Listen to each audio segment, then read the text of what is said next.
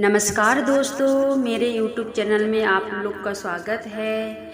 दोस्तों, आज हम श्री कृष्ण की अनमोल वचन के बारे में जानते हैं। जीवन, कर्म, सकारात्मक सोच, शांति, सत्य और सफलता पर छवियों के साथ सर्वश्रेष्ठ भगवद गीता संदेश, उदाहरण, स्थिति और विचार। श्री कृष्ण के अनमोल विचार। भगवान कृष्ण को भगवान विष्णु के 8वें अवतार के रूप में और अपने आप में सर्वोच्च भगवान के रूप में पूजा जाता है। वह करुणा, कोमलता, प्रेम के देवता है और भारतीय देवताओं में से सबसे लोकप्रिय और व्यापक रूप से पूजनीय है। उन्होंने हमें जीवन, प्रेम, खुशी, धर्म, मोक्ष, मुक्ति, भक्ति, योग, ध्यान, धर्म, सत्य के बारे में सब कुछ सिखाया है।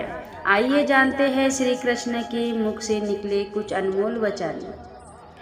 वह सब कुछ करो जो तुम्हें करना है, लेकिन लालच से नहीं, अहंकार से नहीं, वासना से नहीं, ईर्ष्या से नहीं, बल्कि प्रेम, करुणा, नम्रता और भक्ति के साथ। भगवान श्री कृष्ण इस अनमोल वचन के माध्यम से कार्य करने की नियत का उल्लेखन करते हैं। जब किसी भी कार्य करने में अगर लालच होगा, बेईमानी होगी, जलन होगी, तो काम न तो सही होगा और न ही उसके परिणाम फलदायी होंगे। इसके अतिरिक्त जिस कार्य को हम पूरे मन से प्रेम पूर्वक करेंगे तो वो न सिर्फ हमारे लिए बल्कि समाज के लिए ही हितप्रद होगा।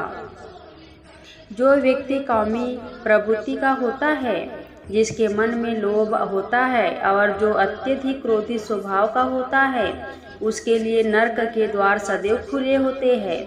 अर्थात ऐसे व्यक्ति को तो सिर्फ नरक में ही जगह मिलती है। भगवान श्री कृष्ण ही इस सृष्टि के पालनहार हैं। वही इस संसार की शुरुआत थे, वही मध्य और वही अंत होंगे। मनुष्य सब कुछ चाहता है, पर सब कुछ उसे नहीं मिल सकता। आपको जो नहीं मिला उसके लिए पश्चाताप मत करो, और जो आपसे खो गया, जो आपसे अलग हो गया, उसके लिए निराश भी मत हो। हर व्यक्ति श्री कृष्ण से जुड़ा है और श्री कृष्ण हर व्यक्ति से जुड़े हैं। वही हमारी आदि, मध्य और अंत है। समय एक सा नहीं रहता। आज दुख है तो कल सुख भी आएगा और सुख के बाद दुख भी आना स्वाभाविक है।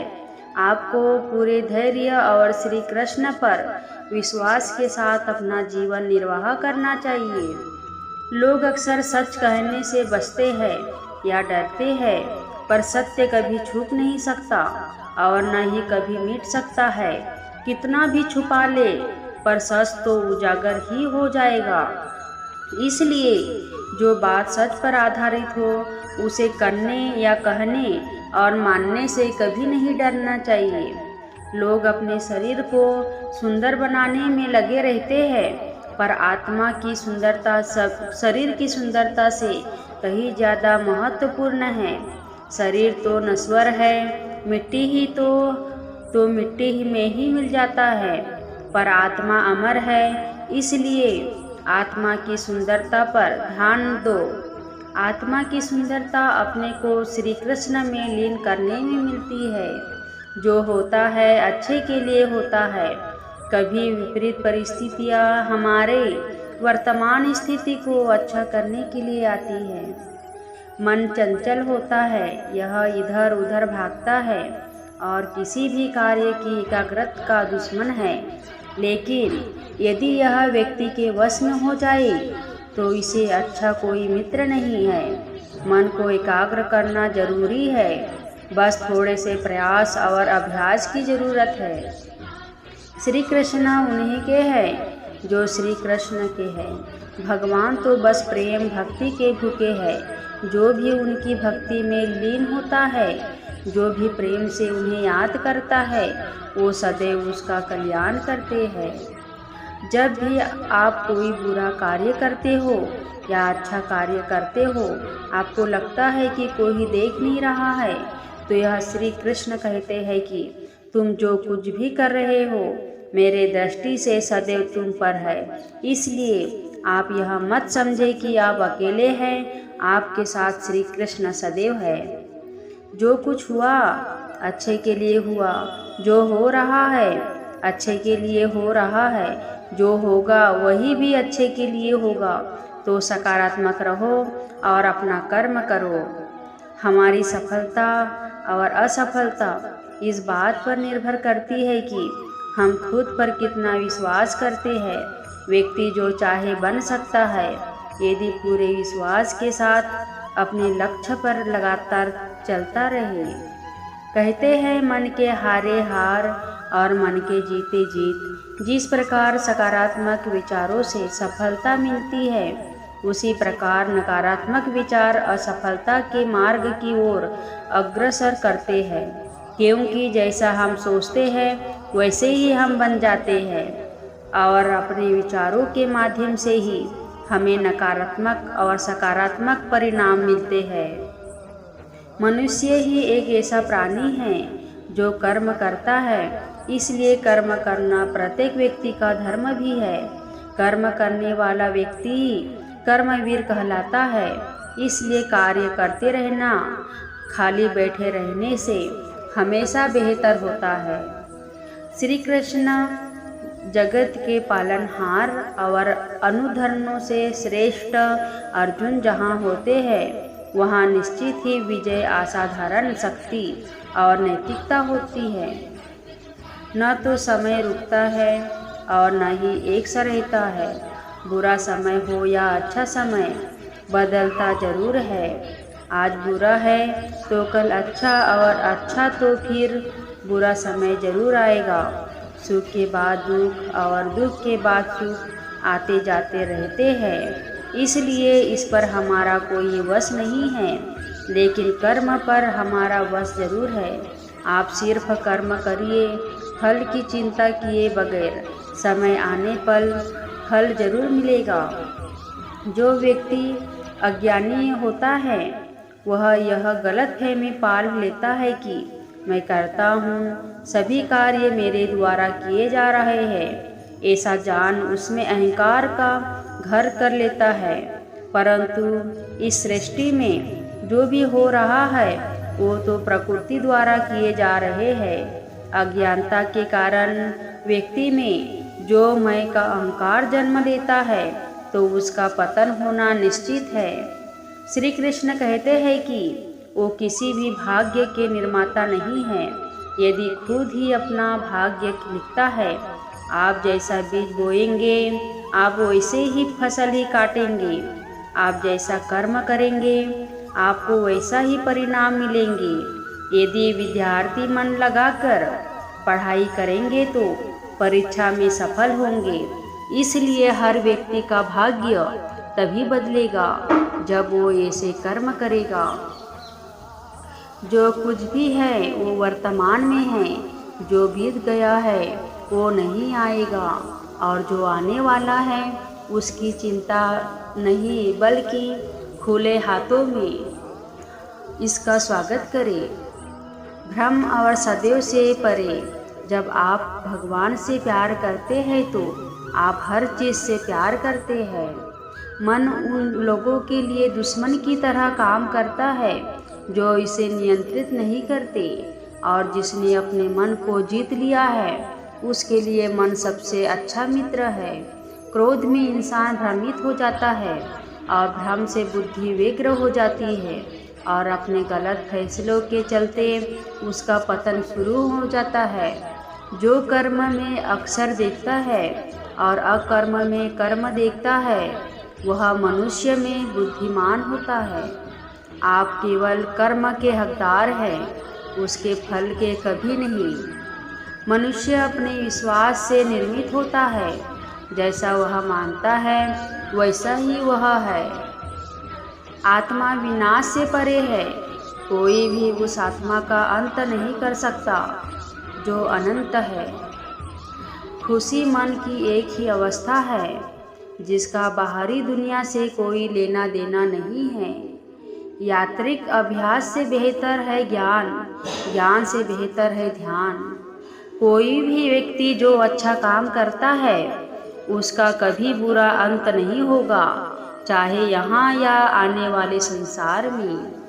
अपने भीतर पीछे मुड़कर मैं बार बार रचना करता हूँ। जिसके मन और आत्मा में सामंजस्य है, जो इच्छा और क्रोध से मुक्त है, जो अपनी आत्मा को जानते हैं, उनके साथ ईश्वर की शांति है। हम वही देखते हैं जो हम हैं, और हम वही है जो हम देखते हैं। जो हुआ अच्छा हुआ, जो भी हो रहा है वो अच्छा ही हो रहा है, और जो होगा वो भी अच्छा ही होगा। बुरे कर्म करने नहीं पड़ते, हो जाते हैं, और अच्छे कर्म होते नहीं, करने पड़ते हैं। क्या गया है तुम्हारा जो तुम रोते हो? तुम इस संसार में क्या लाए हो जो तुमने खो दिया? तुमने क्या पैदा किया जो खो दिया? क्योंकि तुमने जो भी लिया यही से तो लिया, जो भी दिया यही पर दिया। आज जिसे तुम अपना कह रहे हो, कल किसी और का था, और परसों किसी और का होगा। फिर क्यों रोते हो? परिवर्तन ही इस संसार का नियम है। यह प्रकृति है जो सभी गतियों का कारण बनती है। अहंकार से मोहित मूर्ख उस धारण को धारण करता है जो कहती है मैंने किया। गर्मी और ठंड, सुख और दर्द की भावना इंद्रियों के अपने वस्तुओं के संपर्क के कारण होती है। वे आते हैं और चले जाते हैं। चिरकाल तक आपको उन्हें स्वीकार करना चाहिए। पूर्ण लगन के साथ अपना कार्य करो, लेकिन उसके फल की इच्छा मत करो, क्योंकि जब आप फल की इच्छा करते हैं तब कहीं न कहीं आप अपने कार्य में पूर्ण रूप से समर्पित हो जाते हैं। गति के लिए चरणों पर ध्यान देना अवश्य है, किंतु प्रकृति के लिए सदैव आचरण पर ही ध्यान देना चाहिए। प्रकृति द्वारा निर्धारित कर्तव्य का पालन करते हुए व्यक्ति ने कोई पाप नहीं किया। जिसका मन उसके वश में नहीं है, उसके लिए उसका मन शत्रु के समान है। वो मूर्ख है जो प्रेम को बकवास कहते हैं। प्रेम इस दुनिया की जड़ है जिससे दुनिया बनी है। अपनी इच्छा की शक्ति से अपने आप को नया आकार दे। अपने आप को कभी भी स्वयं इच्छा से नीचा ना होने दे। बुद्धिमान अपनी चेतना को एकीकृत करते हैं और कर्म के फल के प्रति आसक्ति का त्याग देते हैं। मनुष्य अपने विश्वास से निर्मित होता है।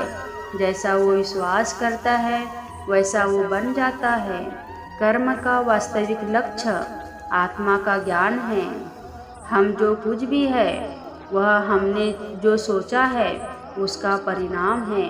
हम अपने विचारों से बने हैं, हम अपने विचारों से ढाले जाते हैं। ऐसा कोई समय नहीं था जब मैं नहीं था, न आप, न ही इनमें से कोई राजा, न ही कोई भविष्य है जिसमें हम नहीं रहेंगे। अपरिपक्व लोग सोचते हैं कि ज्ञान और क्रिया अलग अलग है, लेकिन बुद्धिमान उन्हें एक ही मानते हैं। जिस प्रकार इस शरीर में रहने वाला बचपन, युवावस्था और वृद्धावस्था से गुजरता है, उसी प्रकार मृत्यु के समय वह केवल दूसरे प्रकार के शरीर में प्रवेश करता है। बुद्धिमान इसके बहकावे में नहीं आते हैं। न यह शरीर तुम्हारा है और न तुम ही इस शरीर के। यह शरीर तो अग्नि, जल, वायु, पृथ्वी, आकाश से बना है और इसी में मिल जाएगा, परंतु आत्मा स्थिर है। फिर तुम क्या हो? तुम अपने आप को मुझे अर्पित करो। यही सबसे उत्तम सहारा है। जो इसके सहारे को जानता है वह भय, चिंता, शोक से सर्वदा मुक्त होते हैं।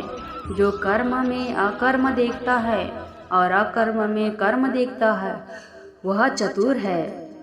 इच्छाओं में कभी ही सुख की कुंजी है।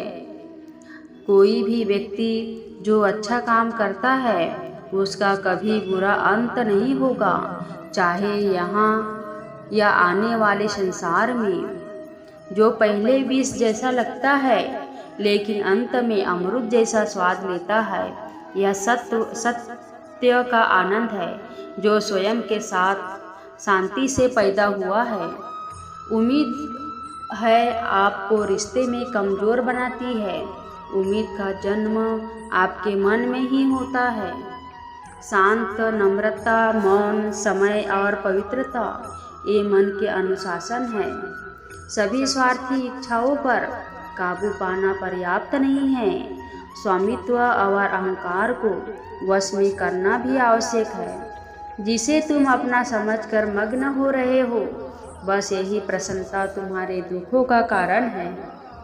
कर्म मुझसे नहीं चिपके रहते, क्योंकि मैं उनके परिणामों से जुड़ा नहीं हूँ। जो लोग इसे समझते हैं और इसका अभ्यास करते हैं, वे स्वतंत्रता में रहते हैं। जो मनुष्य प्रकृति के गुणों से अनासक्त है और जो पूरी तरह से दिव्य ज्ञान में स्थित है, उसका कार्य पूरी तरह से परमात्मा में विलीन हो जाता है। अभी निराश मत हो, क्योंकि तेरा वक्त कमज़ोर हो सकता है। तू नहीं, भले ही दुर्बलता ईश्वर द्वारा ही दी जाती है, लेकिन गरिमा मनुष्य के मन को स्वयं निर्मित करती है। अंत में सभी आत्माओं को परमात्मा में मिल ही जाना है। यही तो आत्मा का अंतिम लक्ष्य है। सभी जीव मुझ में है और मैं सभी जीवों में हूँ। तुम्हारे कर्म ही तुम्हारे भाग्य के निर्माता है। तुम्हारा मोह ही तुम्हारे दुखों का महान कारण है। दोस्तों, ये मेरा अनमोल वचन कैसी लगी मुझे कमेंट करके बताइए और अपने दोस्तों के साथ शेयर कीजिए और मेरे YouTube चैनल को लाइक सब्सक्राइब कीजिए। धन्यवाद। जय श्री कृष्ण। राधे राधे।